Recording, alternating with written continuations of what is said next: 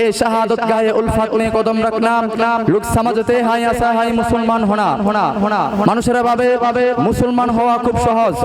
অথচ মুসলমান হওয়া মানে অগ্নি ঝরা তপ্ত ময়দানে পা রাখা অতএব কুরবানি শুধু পশু কুরবানি নয় বরং কুরবানি মানে হলো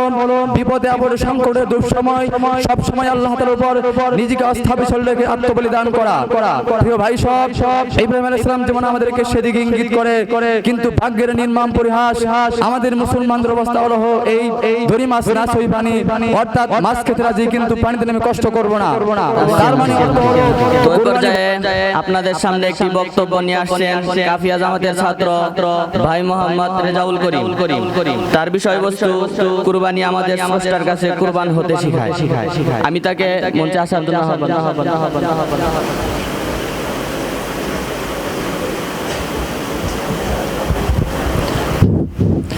আসসালামু আলাইকুম ওয়া রাহমাতুল্লাহি ওয়া বারাকাতুহু نحمده ونصلي على رسول الكريم أما بعد فأعوذ بالله من الشيطان الرجيم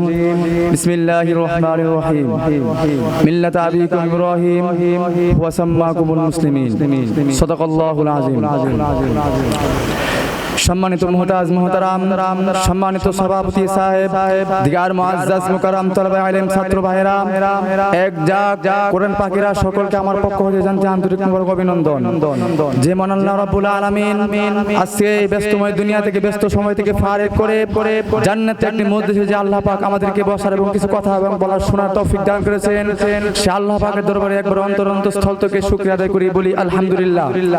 জনাবে হযরত মুহাম্মদ মুস্তাফা সাল্লাল্লাহু আলাইহি ওয়াসাল্লাম জিনার দরবারে শোনা আল্লাহ তাআলা নিজে দরুদ করেন সেই হযরত মুহাম্মদ মুস্তাফা সাল্লাল্লাহু আলাইহি ওয়াসাল্লাম দরবারে একবার দরুদ শরীফ বলি সাল্লাল্লাহু আলাইহি ওয়াসাল্লাম আজকে আমাকে যে বিষয়টিতে হলো তা হলো কুরবানি আমাদেরকে আল্লাহর পথে কুরবানি হতে শেখায় আল্লামা ইকবাল রাহমাতুল্লাহ আলাইহি বলেন ए शहादत गाहे उल्फत में कदम रखना लोग समझते हैं ऐसा है मुसलमान होना মানুষেরা ভাবে মুসলমান হওয়া খুব সহজ অথচ মুসলমান হওয়া মানে অগ্নি ঝরা তপ্ত ময়দানে পা রাখা অতএব কুরবানি শুধু পশু কুরবানি নয়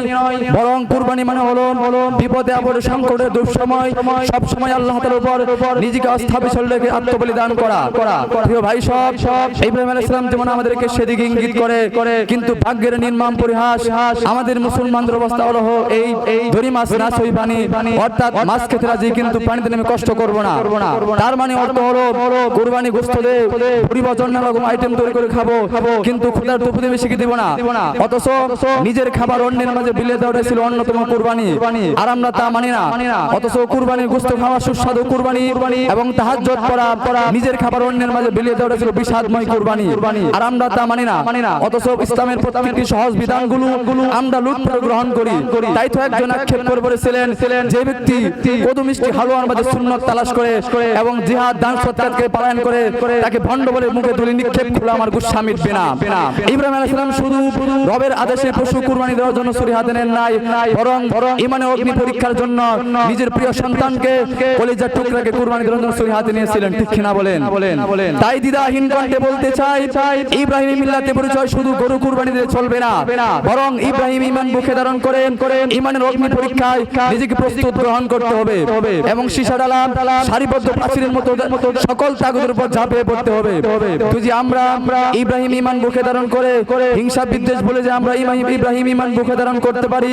তাহলে ৫৬,০০০ বর্গ মাইল বাংলাদেশে নয় ভারতের হিমালয় নয় দুবাইয়ের বুর্জ আল খলিফা নয় বরং আমেরিকা হোয়াইট হাউসে আমাদের কালিমার উদ্ধত বিজয় পতাকা উড়বে ইনশাআল্লাহ তাই তো কালিমা তাই তো কবি বলেন নহিমদের জীবন ভোগ বিলাসের শাহাদত ছিল কাম্মামুদের ভিখারি বেশে খলিফা যাদের শাসন করলো আধা জাহান তারাই আজ ঘুমাই বেহুশ বাহিরে ঝড় তুফান ঘুমিয়ে কাজা করেছি ফজর তখনই জাগিনি যখন জোহর হেলাই কেলাই কেটেছে আসর মাগরিবে আজ শুনি আজান এশার জামাতে হওয়ার শামিল এখনো জামাতে আছে স্থান আল্লাহ পাক রব্বুল আলামিন উক্ত বিষয়ের উপর সকলকে আমল করার তৌফিক দান করুক ওয়া আখিরু দাওয়ানা আলহামদুলিল্লাহি রাব্বিল আলামিন আসসালামু আলাইকুম ওয়া রাহমাতুল্লাহি ওয়া বারাকাতুহু